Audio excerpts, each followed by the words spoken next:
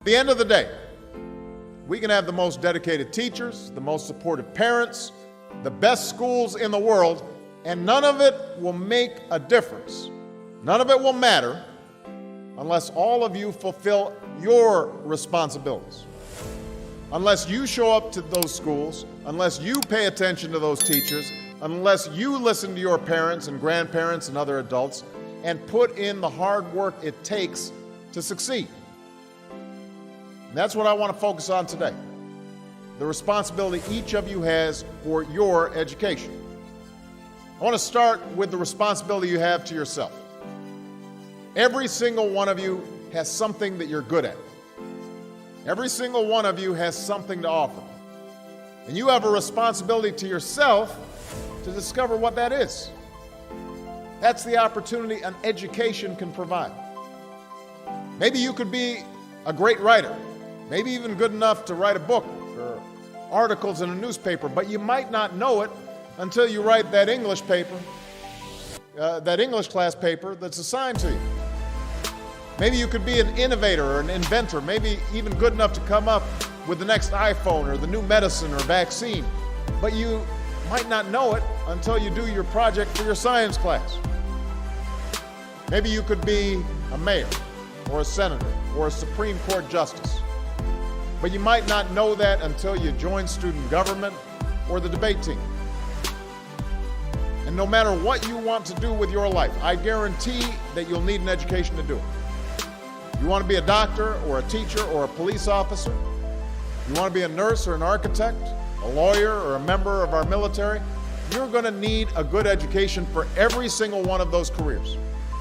You cannot drop out of school and just drop into a good job. You've got to train for it and work for it and learn for it. And this isn't just important for your own life and your own future.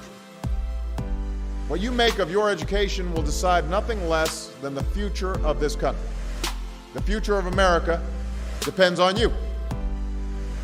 What you're learning in school today will determine whether we as a nation can meet our greatest challenges in the future.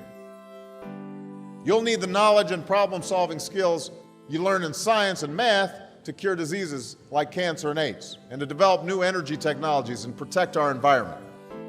You'll need the insights and critical thinking skills you gain in history and social studies to fight poverty and homelessness, crime and discrimination, and make our nation more fair and more free. You'll need the creativity and ingenuity you develop in all your classes to build new companies that will create new jobs and boost our economy. We need every single one of you to develop your talents and your skills and your intellect so you can help us old folks solve our most difficult problems. If you don't do that, if you quit on school, you're not just quitting on yourself, you're quitting on your country. Now, I know it's not always easy to do well in school. I know a lot of you have challenges in your lives right now that can make it hard to focus on your schoolwork. I get it. I know what it's like. My father left my family when I was 2 years old, and I was raised by a single mom who had to work and who struggled at times to pay the bills and wasn't always able to give us the things that other kids had. There were times when I missed having a father in my life. There were times when I was lonely and I felt like I didn't fit in. So I wasn't always as focused as I should have been on school, and I did some things that I'm not proud of, and I got in more trouble than I should have. And my life could have easily taken a turn for the worse. But I was lucky. I got a lot of second chances, and I had the opportunity to go to college and law school and follow my dreams. My wife, our First Lady, Michelle Obama, she has a similar story. Neither of her parents had gone to college, and they didn't have a lot of money. But they worked hard, and she worked hard so that she could go to the best schools in this country. So some of you might not have those advantages. Maybe you don't have adults in your life who give you the support that you need. Maybe someone in your family has lost their job and there's not enough money to go around. Maybe you live in a neighborhood where you don't feel safe or have friends who are pressuring you to do things you know aren't right. But at the end of the day, the circumstances of your life, what you look like, where you come from, how much money you have, what you've got going on at home, None of that is an excuse for neglecting your homework or having a bad attitude in school. That's no excuse for talking back to your teacher or cutting class or dropping out of school. There is no excuse for not trying. Where you are right now doesn't have to determine where you'll end up. No one's written your destiny for you, because here in America, you write your own destiny. You make your own future. That's what young people like you are doing every day all across America. Young people like Jasmine Perez from Roma, Texas. Jasmine didn't speak English when she first started school. Neither of her parents had gone to college, but she worked hard, earned good grades, and got a scholarship to Brown University, as now in graduate school studying public health, on her way to becoming Dr. Jasmine Perez. I'm thinking about Andoni Schultz from Los Altos, California, who's fought brain cancer since he was 3. He's had to endure all sorts of treatments and surgeries, one of which affected his memory, so it took him much longer, hundreds of extra hours, to do his schoolwork. But he never fell behind. He's headed to college this fall. And then there's Chantel Steve from my hometown of Chicago, Illinois. Even when bouncing from foster home to foster home in the toughest neighborhoods in the city, she managed to get a job at a local health care center, start a program to keep young people out of gangs, and she's on track to graduate high school with honors and go on to college. And Jasmine, Andoni, and Chantel aren't any different from any of you. They face challenges in their lives just like you do. In some cases, they've got it a lot worse off than many of you.